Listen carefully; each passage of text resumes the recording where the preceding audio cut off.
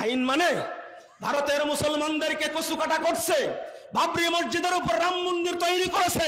আজকে আবার দাবি উঠছে আজমির ছিল মন্দির, আবার এখানে আজমির ভেঙ্গে দিয়ে আমরা মন্দির তৈরি করব। আল্লাহ যেন এই মোদি কসাইকে গজব নাজিল করে, বলেন আমিন। আল্লাহ যেন একে ধ্বংস করে দেন, বলেন আমিন। দোয়া কবুল হয়। আজকে রিপোর্ট বের হয়েছে, তুমি যে ভুয়া প্রধানমন্ত্রী হয়েছো, বাংলাদেশের মতো তুমি যে জাল চুরি করেছো, অনেকদিন পরে রিপোর্ট বের করেছে। গত নির্বাচন হয়েছে ইন্ডিয়াতে, এই মোদি হলো জাল জুয়া করে সে প্রধানমন্ত্রী হয়েছে। আসলে ভোটে জিতছিল হলো কংগ্রেস, কিন্তু জাল করে এই ভোটে জিতে গেছে কে? বিজেপি। ছোট্ট একটা ভিডিও দেখিয়ে আজকের পর্বটা শুরু করলাম। এরকম সমাজ মাধ্যমে যদি আপনারা চোখ রাখেন তাহলে অজস্র ভিডিও দেখতে পাবেন যেখানে একের পর এক উস্কানিমূলক কথা বলা হচ্ছে। এমনকি এটা পর্যন্ত বলা হয়েছে যে মুসলমানদের বাংলাদেশে এবার অস্ত্র ধরার সময় এসে গিয়েছে, যেখানেই হিন্দুদের দেখবেন কচুকাটা করবেন। এই ধরনের বক্তব্য বলতে পর্যন্ত, এরকম অসাম্প্রদায়িক হিংসা ছড়াতে পর্যন্ত সে দেশের মৌলবাদী নেতারা কিন্তু থামছেন না। কিন্তু পশ্চিমবঙ্গবাসী তথা ভারতবাসী আজকে একটু খেয়াল করে দেখবেন। প্রথমেই ভিডিওটা আপনাদের দেখালাম, প্রধানমন্ত্রী নরেন্দ্র মোদীকে কসাইয়ের সঙ্গে তুলনা করা হয় প্রথম দিন থেকেই, এটা আজকে কোনো নতুন বিষয় নয়। কিন্তু আজকে আমার পর্বটি একটু মন দিয়ে শুনবেন দয়া করে। ভারতবাসী হিসাবে আমাদের এই মুহূর্তে কি কর্তব্য? বাংলাদেশ অতি ক্ষুদ্র একটি দেশ। আজকের সকালের পর্বেই আপনাদের বর্ণনা করেছিলাম যে ভারতের সঙ্গে বাংলাদেশের যুদ্ধ হলে 24 ঘন্টারও বেশি সময় লাগবে না সে দেশকে ভারতের করায়ত্ত করতে। কিন্তু এদৎ সত্ত্বেও বাংলাদেশ ভারতের কাছে একটা বড় থ্রেট। কেন বড় থ্রেট আপনাদের সামনে বিশ্লেষণ কিছু কিছু করেছি, আজকেও করব। আর ভারতবাসী হিসাবে আমাদের এই মুহূর্তে ঠিক কি করা উচিত? হতে পারেন আপনি তৃণমূল, হতে পারেন আপনি কংগ্রেস বা অন্য দলের সমর্থক, কিন্তু এই মুহূর্তে আমার আপনার যদি দেশপ্রেম আমাদের মধ্যে থাকে, যদি গাদ্দারি মানসিকতা আমাদের মধ্যে না থাকে, তাহলে এই মুহূর্তে ভারতবাসী হিসাবে আমাদের কি কর্তব্য, কি করা উচিত, সেটা যুক্তিযুক্ত দিয়ে বর্ণনা করব আপনাদের সামনে। তথ্য দেব, প্রমাণ দেব, ভিডিও দেখাবো। তাই আশা করি আজকের অত্যন্ত গুরুত্বপূর্ণ পর্বটা কিছুক্ষণ শোনার ধৈর্য অন্তত রাখবেন, এবং যদি সম্ভব হয় ভিডিওটি সকলের কাছে শেয়ার যদি করে দেন, তাহলে আমার যেমন ক্ষুদ্র স্বার্থ সেটা চরিতার্থ অবশ্যই হবে, কিন্তু তার থেকেও বৃহত্তর স্বার্থ রয়ে গিয়েছে যে এই মুহূর্তে ভারতবাসী, পশ্চিমবঙ্গবাসীর কি করা উচিত, সেই মেসেজটিও হয়তো ঘরে ঘরে পৌঁছে যেতে পারে। এই তথ্যই আজকে আপনাদের সামনে দেব। নমস্কার, welcome to simple as ABC. আপনাদের সকলকে স্বাগত জানিয়ে শুরু করছি আজকের বিশেষ খবর। দেখুন, ওপার বাংলার সেনা প্রধান থেকে শুরু করে বলুন, ওপার বাংলার আলেমা উলেমা, এমনকি যে কোনো শিক্ষিত সমাজ, বুদ্ধিজীবী, প্রায় সকলেই 2-1% বাদ দিয়ে প্রায় সকলেই ভারত বিদ্বেষী ক্রমাগত মন্তব্য করে যাচ্ছেন, এবং এদৎ সত্ত্বেও সেখানকার প্রশাসন কোনো ব্যবস্থা নিচ্ছে না। এবং তারপরে আপনাদের মনের মধ্যে অনেকেরই প্রশ্ন উঠতে শুরু করে দিয়েছে যে ওপার বাংলা থেকে যে সমস্ত ভারত বিদ্বেষী মন্তব্যগুলো আসছে, তারপরেও মোদি কেন চুপ করে বসে রয়েছে? এ নিয়ে হয়তো আপনাদের মনের মধ্যে অনেকেরই প্রশ্ন উঠছে, বিশেষ করে বিজেপি বাদ দিয়ে অন্য কোনো দলের যদি আপনারা সমর্থক হয়ে থাকেন, তাহলে খুব স্বাভাবিকভাবেই আপনাদের মনের মধ্যে যে বিজেপি বিরোধী একটা সত্তা রয়েছে, সেই সত্তাটা হয়তো আরো বেশি করে জাগ্রত হয়ে যাচ্ছে। মোদি কেন নীরব, এই প্রশ্নে আপনারা হয়তো মুখরিত হচ্ছেন। কিন্তু একটু ধৈর্য ধরে যদি শোনেন, তাহলে নিশ্চিতভাবে বাংলাদেশ যতই ক্ষুদ্র দেশ হোক না কেন, সেটাকে উড়িয়ে দেওয়া এই মুহূর্তে ভারত, যে দেশকে শায়েস্তা করতে ভারতের 24 ঘন্টার বেশি সময় লাগার কথা না, সেই দেশকেও কেন ভারত চুপচাপ হজম করছে, তার অনেক ব্যাখ্যা রয়েছে। আর এই ব্যাখ্যা অনুযায়ী আমার আপনার কি করা উচিত, আজকের পর্ব থেকে সেটা জানতে পারবেন। প্রথম যে তথ্য আপনাদের সামনে দেব, আপনারা একটা খবর আপনাদের সামনে আমি দেখাচ্ছি, দেখুন খবরটি ভালো করে। এটা গত 6 তারিখে বিজনেস স্ট্যান্ডার্ডে প্রকাশিত হয়েছে। কি লেখা রয়েছে দেখুন, US state department deep state trying to destabilise India. কি অভিযোগ করা হয়েছে? Organised crime and corruption reporting project, এই প্রাঙ্গণে বিজেপি একটি মারাত্মক অভিযোগ করেছে। কি সেই অভিযোগ?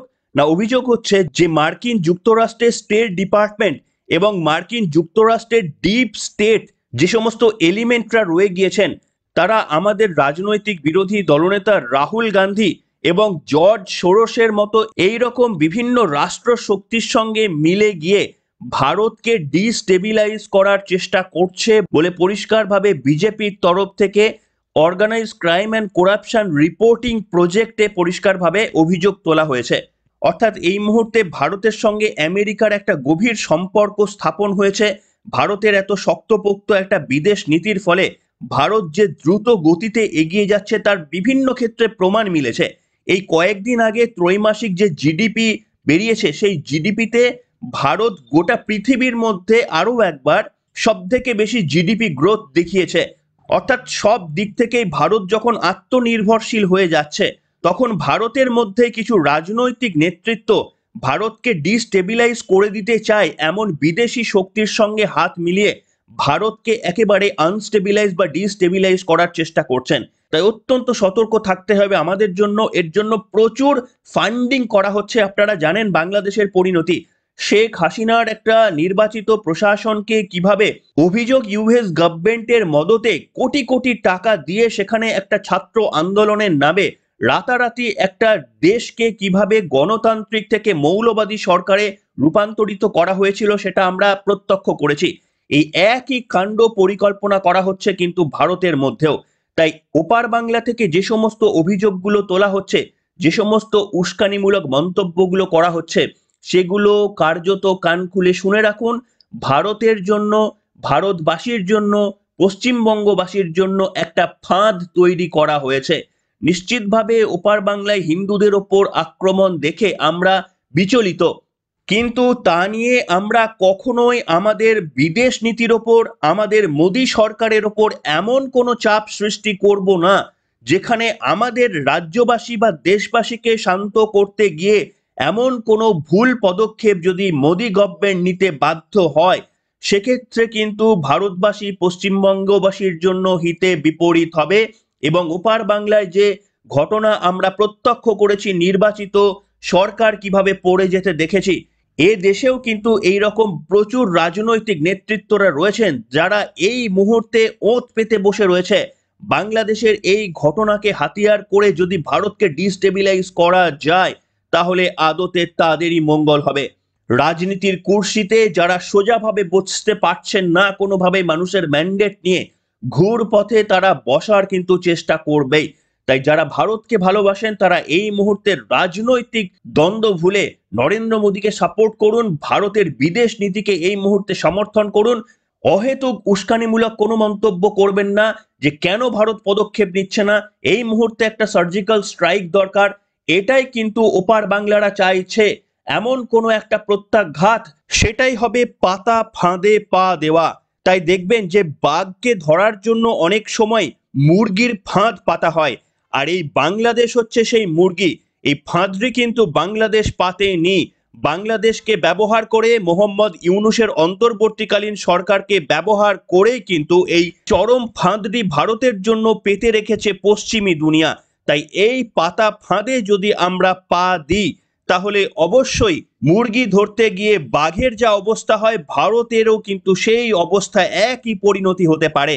আসুন এই বক্তব্যটা শুনেই আপনারা দেখুন যে বাংলাদেশিরা, তাদের নেতৃত্বরা কতটা আগ্রহী যাতে ভারত একটা আক্রমণ, সার্জিক্যাল স্ট্রাইক অন্তত তাদের করতে পারে। দেখুন, আমি জানতে পারি একটু কতটুকুন ভেরিফাইড, কতটুকুন অথেন্টিক, এটা মিডিয়ার বন্ধুরা নিশ্চিত করবেন।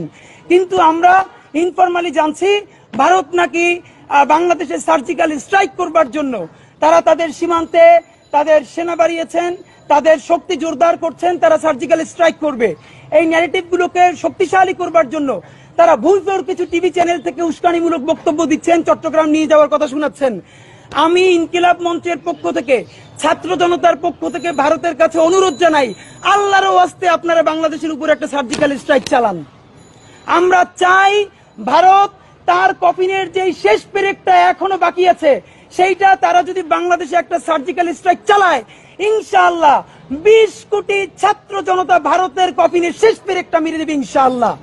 কারণ ভারত যদি বাংলাদেশের উপরে সার্জিক্যাল স্ট্রাইক চালায়, পরের দিন ভারতের মানচিত্র আরো কমপক্ষে 60টা নতুন রাষ্ট্র নির্মিত হবে, আমরা জানিয়ে দিচ্ছি। ভারত বাংলাদেশে, দক্ষিণ এশিয়ায় ভারত এখনো এই অখণ্ডতা নিয়ে থাকবে কি থাকবে না, এই সিদ্ধান্ত এখন শুধু ভারতের হাতে নয়, এই সিদ্ধান্ত এখন বাংলাদেশের জনসাধারণের হাতে। যদি ভারতের অখণ্ডতা, দেখলেন বন্ধুরা, বাংলাদেশ চাইছে ভারতের কাছ থেকে সামরিক হস্তক্ষেপ, ভারত এমন কিছু কাণ্ড ঘটাক বাংলাদেশে, সেটা বাংলাদেশিরাও চায়।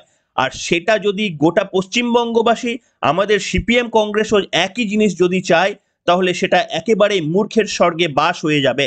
তাই দয়া করে এই ফাঁদে আমরা পা দেব না। আরো একবার বললাম, ফাঁদরা বাংলাদেশ পাতেনি, বাংলাদেশ নিজেই একটা ফাঁদ, যেটা অন্যান্য পশ্চিমী দুনিয়া বলুন, চীন বলুন, তারা ভারতের জন্য ফেঁদে রেখেছে বাংলাদেশের মধ্যে দিয়ে যদি ভারতকে ক্যাপচার করা যায়। তাই সেই ফাঁদটা বুঝেই কিন্তু নরেন্দ্র মোদী সরকার, তাদের কূটনৈতিকবিদ এবং আমাদের যে সমস্ত আন্তর্জাতিক ইন্টেলিজেন্সরা রয়েছেন, তারা কিন্তু সঠিক ব্যবস্থায় নিচ্ছে, যেটা আমার আপনার জন্য হিতকর হয়। দেখুন, পৃথিবীতে মুসলিম সংগঠন রয়েছে, পৃথিবীতে মুসলিম কান্ট্রি রয়েছে, মুসলিম আন্তর্জাতিক সংগঠন রয়েছে, কিন্তু সেই অর্থে হিন্দু আন্তর্জাতিক কোনো সংগঠন নেই। হিন্দু দেশ বলে পৃথিবীর বুকে কোনো দেশ নেই। তাই এই মুহূর্তে ভারতবর্ষ যদি আমাদের চাপে পড়ে নরেন্দ্র মোদীর সরকার কোনো ভুল সিদ্ধান্ত নেয়, ওপার বাংলায় যদি সামরিকভাবে কোনো পদক্ষেপ ভারত যদি নেয়, তাহলে বাংলাদেশের পক্ষে অবশ্যই সেটাকে উত্তর দেওয়ার কোনো ভাষা না থাকলেও সমস্ত মুসলিম কান্ট্রিগুলো একবদ্ধ যেমন হবে, ঠিক তেমনি ভাবে আবার চায়না, আমেরিকা, কানাডার মতো পশ্চিমী দেশগুলো একতরফাভাবে বাংলাদেশকে সাপোর্ট করে আন্তর্জাতিক স্তরে ভারতকে কিভাবে দমিয়ে রাখা যায় তার একটা সুকৌশল একদিকে যেমন নেবে, শুধু আন্তর্জাতিক চাপই নয়, বিভিন্ন দেশ থেকে ভারত যে সমস্ত পণ্য আমদানি করে থাকে, সেই সমস্ত জিনিসপত্র আমদানিতে যদি নিষেধাজ্ঞা চাপিয়ে দেওয়া হয়, তাহলে দ্রব্যমূল্য বৃদ্ধি কোন জায়গায় গিয়ে পৌঁছাবে সেটা একটু মনে করে দেখবেন। আপনাদের একটা বক্তব্য শোনাবো। আমেরিকার একজন নাগরিক, তিনি ভারতীয় বংশোদ্ভূত, তিনি কি বলছেন, তিনি নিশ্চিতভাবে এটা স্বীকার করছেন যে ওপার বাংলায় হিন্দুদের ওপর আক্রমণ হচ্ছে, গোটা বিশ্ব চুপচাপ করে বসে রয়েছে। অথচ প্যালেস্তাইনে যখন আক্রমণ হয়েছিল, তখন পৃথিবীর সকলেই গেল গেল রব করে উঠেছিল, বলেছিল অল আইজ অন রাফা। অথচ হিন্দুদের ওপর এই আক্রমণের পর সকলেই চুপ করে কেন বসে রয়েছেন, এই প্রশ্নটি তিনি তুলেছেন। যেহেতু তার মাতৃভাষা তিনি ইংলিশে বলেছেন, কিন্তু তিনি আবার হিন্দিতেও পারদর্শী, তাই একই বক্তব্য তিনি হিন্দিতেও বলেছেন। তার বক্তব্যটা আপনাদের শোনাবো, একটু মন দিয়ে শুনুন। बांग्लादेश में जो पिछले 2 हफ्तों से हिंदूज के साथ हो रहे हैं ना, उसके बारे में जरा मैं आज खुलकर बात करूंगा। जब पैलेस्टाइन की बारी आती है कि भाई इसराइल पैलेस्टाइन पे बहुत जुल्म कर रहा है, ऑल आइज ऑन राफा, ये सब हो जाता है कि भाई ह्यूमैनिटी पर अटैक, पैलेस्टाइन पे कुछ अगर हो गया, वो लोग विक्टिम कार्ड खेलते हैं, वो अलग बात है। अगर पैलेस्टाइन पे कुछ भी हो गया तो भाई ह्यूमैनिटी खतरे में आ गई। बांग्लादेश के अंदर जो हिंदूज के साथ अभी हो रहा है, मंदिरों पे अटैक हो रहे हैं, लोगों को मारा जा रहा है, इनोसेंट बच्चों को उठाया जा रहा है, लड़कियों के रेप हो रहे हैं, उस पर कोई कुछ नहीं बोल रहा, और बोल भी रहा है तो क्या, अरे भाई चलो हमें बहुत बुरा है। ऑल आइज ऑन राफा जब हुआ था ना पैलेस्टाइन पर, मोर देन 1 बिलियन लोगों ने करा था, और अभी नहीं भाई। क्यों? मैं आपको रीजन बताता हूं उसका। पैलेस्टाइन पर जब बात आती है ना, तो बहुत कूल होते हैं वो, ये जो पूरी जो लेफ्ट लॉबी बैठी हुई है ना, इनको बहुत कूल लगता है कि भाई हमने पैलेस्टाइन पर बात करी है, भाई बहुत कूल बन गए हम। बांग्लादेशी हिंदुस्तान पर तो हम कूल नहीं बनेंगे भाई, क्योंकि ये तो एक्चुअल मैटर है, ये तो एक्चुअल में हो रहा है। अगर हम एक्चुअल में जो चीज हो रही है हम उस पर बात करेंगे, तो फिर हम कूल थोड़ी लगेंगे, तो नहीं करते लोग बात। और अभी जो है वो जनवरी में डोनाल्ड ट्रंप जो है वो वापस प्रेसिडेंट बन रहे हैं, हम सबको पता है। और डोनाल्ड ट्रंप ने ऑलरेडी अनाउंस कर दिया है कि वो बांग्लादेशी हिंदू पर जो हो रहा है उस पर वो एक्शन लेंगे। इसराइल के जो हॉस्टेजेस अभी तक हमास के पास हैं उस पर एक्शन लेंगे। तो मैं बस वेट कर रहा हूँ जनवरी तक का। जनवरी के बाद जो इन लोगों की चीखें निकलेंगी ना, वो आप लोग के भी सामने होंगी, मेरे भी सामने होंगी। वो फिर उस चीज पर, ये जो लोग हंस रहे हैं ना अभी, जो बांग्लादेशी हिंदू पर जो हंस रहे हैं, फिर मैं हंसूंगा। मतलब यार जरा सी शर्म आती है करते हुए। चलो यार हिंदू से वो हटा दो, मैं उस पर जाना ही नहीं चाह रहा, ठीक है। रिलीजन क्या है किसी इंसान का, नहीं मत देखो। শুনলেন বন্ধুরা, একেবারে অক্ষরে অক্ষরে তো সত্য একটি বক্তব্য। বাংলাদেশের ওপর যে হিন্দু নিধন যজ্ঞ চলছে, আপনারা বলুন যে এখানে সার্বিকভাবে কোথায় প্রতিবাদ দেখিয়েছে, কোথায় কোনো স্টেট প্রেসিডেন্ট বা কোনো দেশের প্রাইম মিনিস্টার তারা এ নিয়ে মুখ খুলেছে? হ্যাঁ, ব্রিটিশ পার্লামেন্টে এ নিয়ে আলোচনা হয়েছে, আমেরিকার কোনো একজন উপদেষ্টা এ নিয়ে হয়তো ব্যক্তিগত মতামত জানিয়েছেন, কিন্তু এর বেশি কিছু নয়। কোনো রাজনৈতিক প্রশাসন একটু খেয়াল করে দেখুন, পশ্চিমী দুনিয়া থেকে শুরু করে বিশ্বের তাবর তাবর দেশের একজন প্রশাসনও কি ওপার বাংলায় বাংলাদেশে হিন্দুদের ওপর আক্রমণ নিয়ে কেউ মুখ খুলেছেন? একজনের নাম বলতে পারবেন? কেউ মুখ খোলেনি। তাই এই মুহূর্তে ভারত যে ধৈর্যের পরীক্ষা দেখাচ্ছে, সেই পরীক্ষাটা ভারতকে দিয়ে যেতে হবে এটা জেনেও যে বাংলাদেশ মশার মতো একটা ক্ষুদ্র দেশ, যাকে চুটকি মারলে ভারত এক দিনের মাথায় যাকে অধিগ্রহণ করতে পারে সামরিকভাবে, সেই দেশকে এই মুহূর্তে উপেক্ষা করাটাই ভারত এবং ভারতবাসীর জন্য অনেকটা সেফ। তাই যে সমস্ত বামপন্থী নেতারা রয়ে গিয়েছেন, কংগ্রেস নেতারা রয়ে গিয়েছেন, তাদের বক্তব্যগুলো যদি একটু শোনেন, শুনলে বুঝতে পারবেন উস্কানিমূলক ক্রমাগত তারা বক্তব্য দিচ্ছেন যে মোদী সরকার কেন চুপ করে বসে রয়েছে।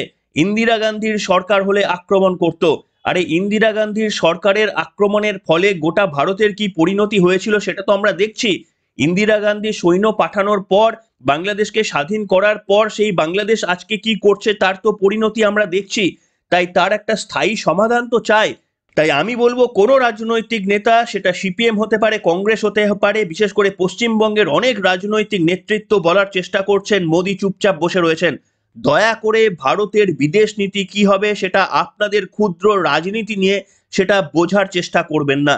ব্যক্তিগতভাবে বা আঞ্চলিক রাজনৈতিক বক্তব্য, দেশের অন্যান্য রাজনৈতিক বক্তব্য আপনারা বলতেই পারেন, কিন্তু কোন সময় ভারতকে ওপার বাংলায় আঘাত করতে হবে, কোন সময় নরেন্দ্র মোদীকে একটা স্টেটমেন্ট দিতে হবে, সেই কাজটি দয়া করে ভারতের বিদেশ মন্ত্রককে আপনাদের মতো রাজনৈতিক স্বার্থে রাজনীতি করার লোকদের মনে করিয়ে দেওয়ার প্রয়োজন নেই। এবং পশ্চিমবঙ্গের সাধারণ মানুষকে আপনাদের কাছে বিনীত অনুরোধ, এই মুহূর্তে নরেন্দ্র মোদীর সরকারের পাশে থাকুন। এই কথাটি অনেকের কাছে অপ্রিয় হতে পারে। এমন কিছু সময় আসে যে সময়টা রাজনীতির ঊর্ধ্বে ওঠে। নরেন্দ্র মোদী কোনো বিজেপির নেতা নন, নরেন্দ্র মোদী ভারতের প্রধানমন্ত্রী। তাই এই মুহূর্তে ভারত সরকারকে সমর্থন করুন। আপনি বিজেপি বিরোধিতা করতেই পারেন, কিন্তু এই মুহূর্তে ভারত সরকারকে সমর্থন করুন।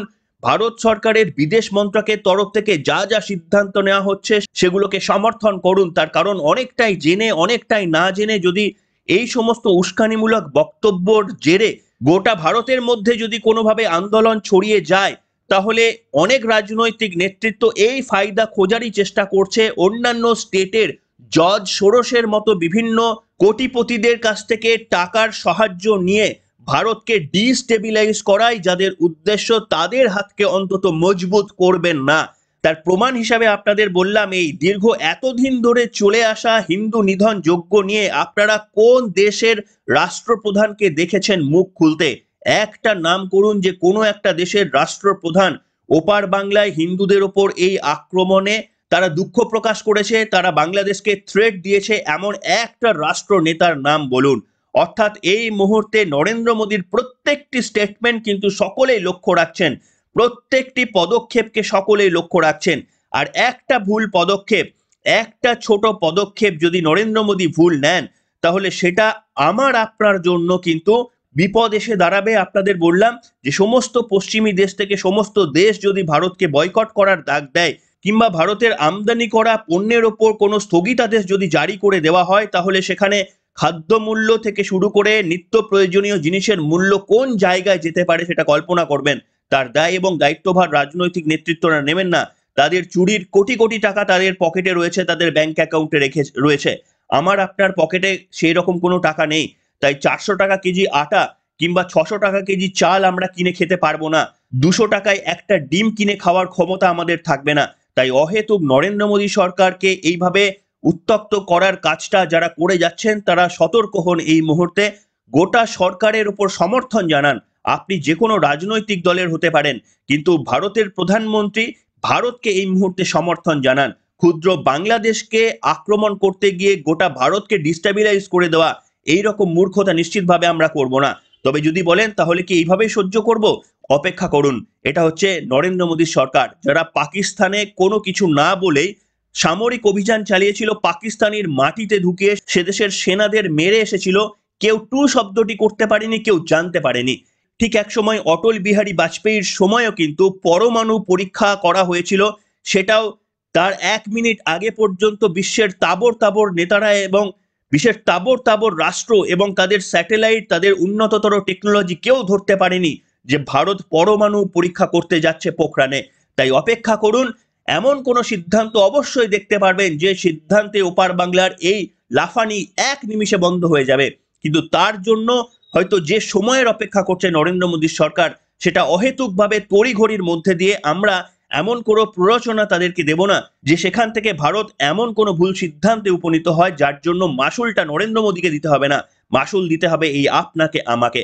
তাই আপনি যে কোনো রাজনৈতিক দলের সমর্থক হতে পারেন, দয়া করে এই কঠিন পরিস্থিতিতে ভারতের পাশে দাঁড়ান। কি সমর্থন? তো যদি সমর্থন করেন অন্তত একটা লাইক, একটা কমেন্ট আপনারা লিখবেন এবং এই পর্বটিকে ছড়িয়ে দেওয়ার জন্য অবশ্যই শেয়ার করবেন, যাতে এই তথ্যটি সকলের কাছে পৌঁছে যায়। অহেতুক বাংলাদেশিদের অশিক্ষিতদের মতো আমরাও যদি এই ধরনের উস্কানিমূলক মন্তব্য করে আমাদের দেশকে নড়িয়ে দেওয়ার কাজটা করি, তাহলে হিতে বিপরীত কিন্তু আমাদেরই হবে, ব্যক্তি নরেন্দ্র মোদীর কিচ্ছুটি হবে না। এই কথাটি আশা করি মাথায় রাখবেন। এখনকার মতো এখানে শেষ করলাম।